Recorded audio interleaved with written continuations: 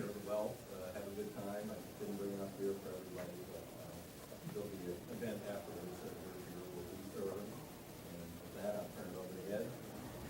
Great. Well, we have, I'm Ed, I work for Constantine Project in Brewers Caucus. We only have about 20 minutes to try to get through this as fast as we can.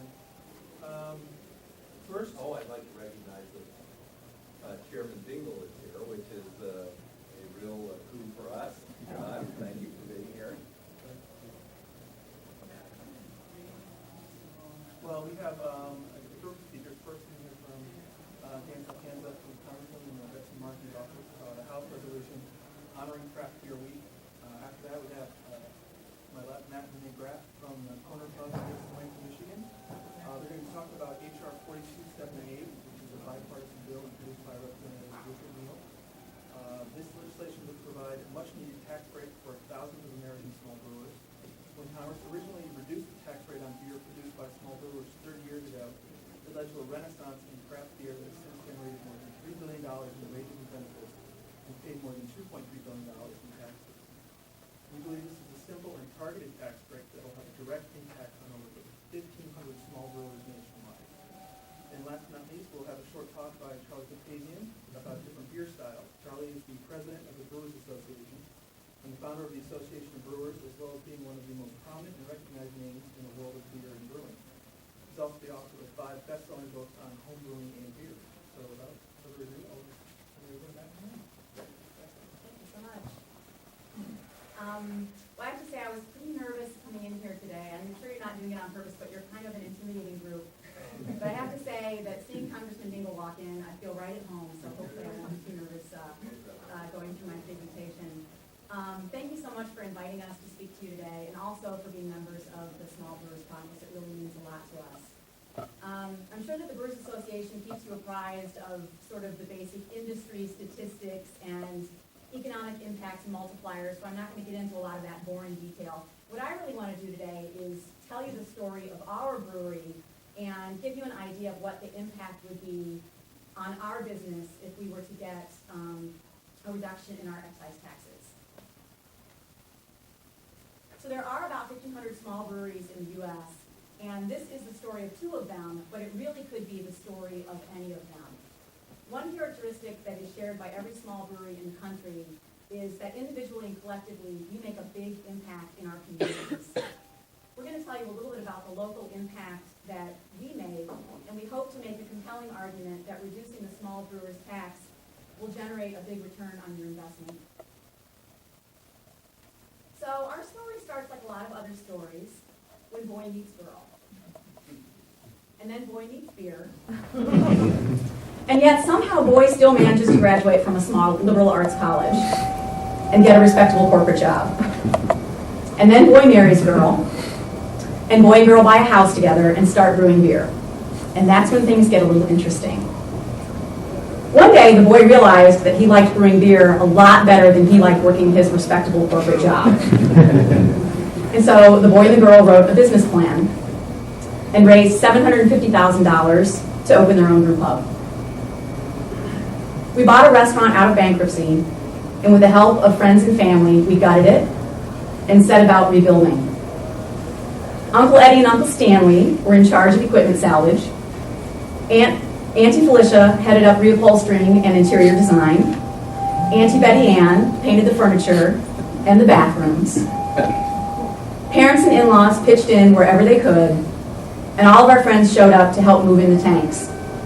And the next thing we knew, we were the proud owners of a brand new brewery.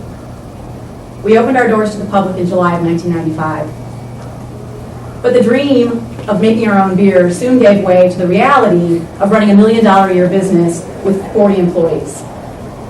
We made all the classic startup mistakes and struggled for the first 5 years just to keep the doors open. In 2000, we achieved positive cash flow with the help of a consolidation loan from a local bank.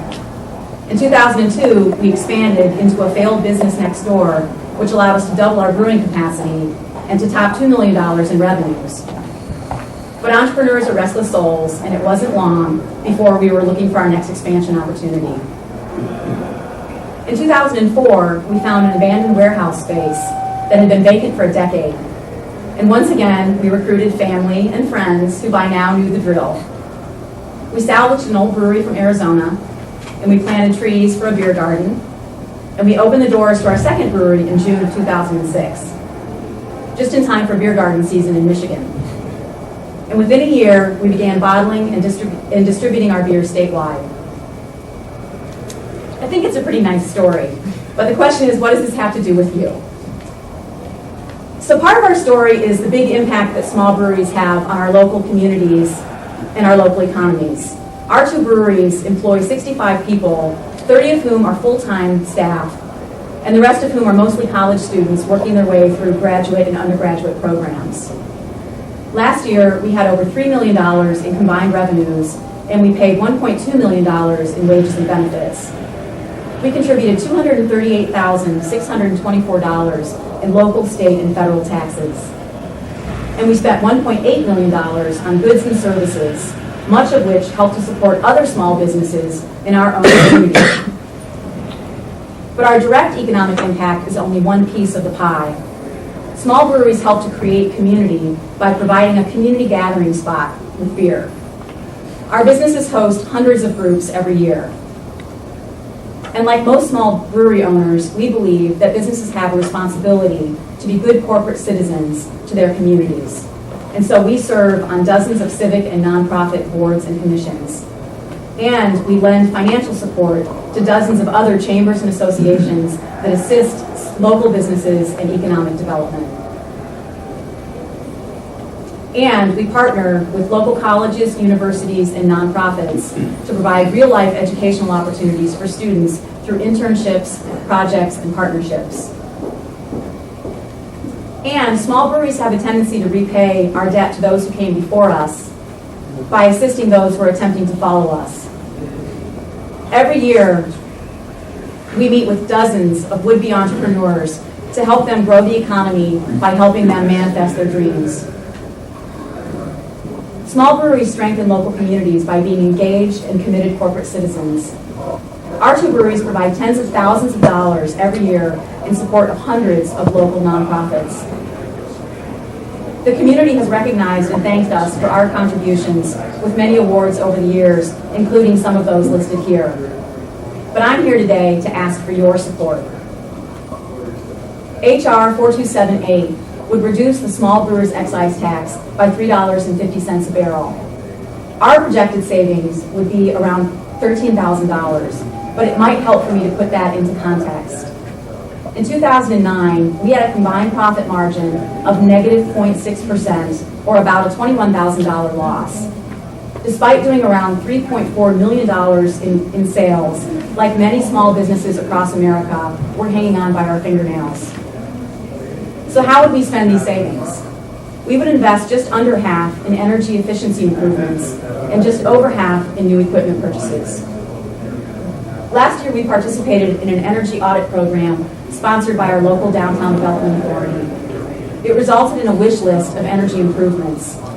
And the best thing is that our DDA will match our investment dollar for dollar, allowing us to leverage $12,000 in improvements from your $6,000 investment.